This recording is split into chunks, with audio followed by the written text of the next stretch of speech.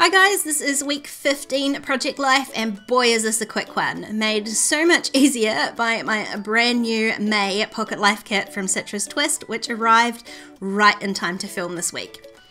I've only got 2 spots for the 3x4s, so you'll see me switch this one out a few times, but in the end I go with the blue just to tie in those couple of blue photos.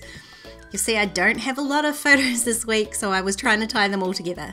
And although I liked the blue 4x6, I decided to go with the simpler label card because I really wanted to use the other side of that blue 4x6 instead of the blue side, so I picked something else.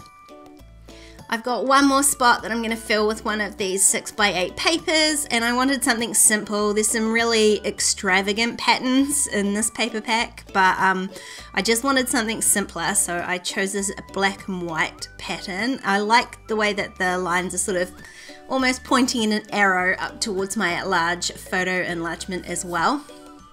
There wasn't a great deal going on event-wise this week, so I don't have a lot of photos.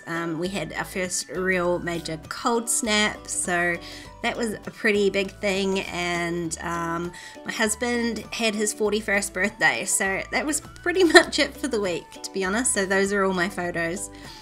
I did leave a spot to add some journaling. I could have filled that with another photo, but there was some big stuff happening this week, hence the no photos, so I did want to add some journaling, and the rest I just wanted to keep super simple because I'm trying to pack up a house as well as keep filming all of this stuff. So my plan was to use just those die cut pieces to really simply embellish this spread, and then I'm going to add a little bit of stamping and call it done. So I added the one weekend die cut because that was the weekend. It was spent with snow and ice and sitting by the fire, and to be honest it was super lovely to just spend the time relaxing, I guess, relaxing by the fire. It doesn't happen a lot around here, so that was definitely worth the whole bottom of this page. The fire photo, I just added one little die cut, and it sort of felt a bit lonely, so I decided to add some repeat stamping as well. So I pulled out my Brilliance Moonlight White ink to stamp that since the photo was reasonably dark.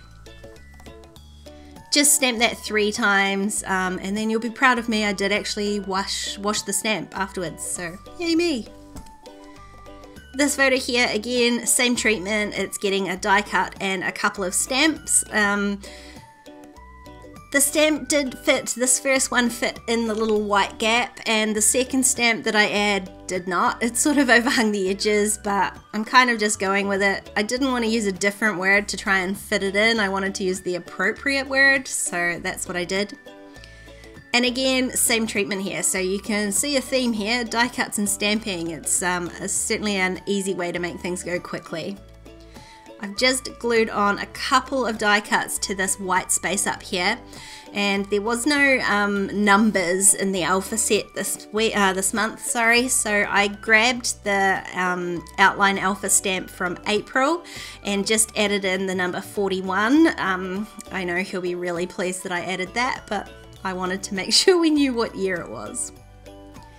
Now I'm going to type my journaling on my typewriter. I just glue my 3x4 card onto a piece of scrap paper, run it through my typewriter, which I get asked all the time. It's no brand, it's just a vintage typewriter that belonged to my grandmother.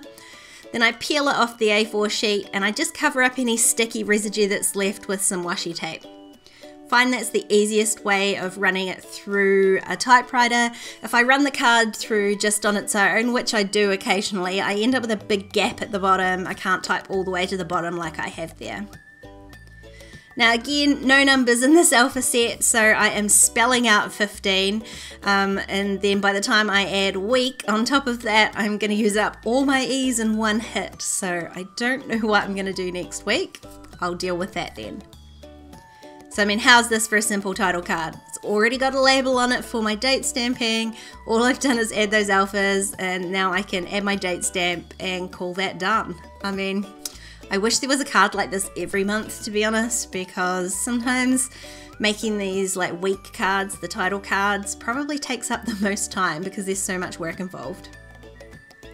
I realized at this point I haven't even touched the puffy stickers or the little phrase stickers, but rather than mess with this, I'm just gonna add my little heart with a pen and call this done. I'll play with all those goodies next time.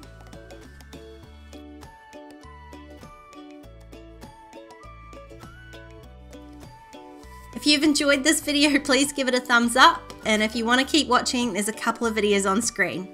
Don't forget to subscribe to my channel if you haven't already, and I'll see you next time. Bye!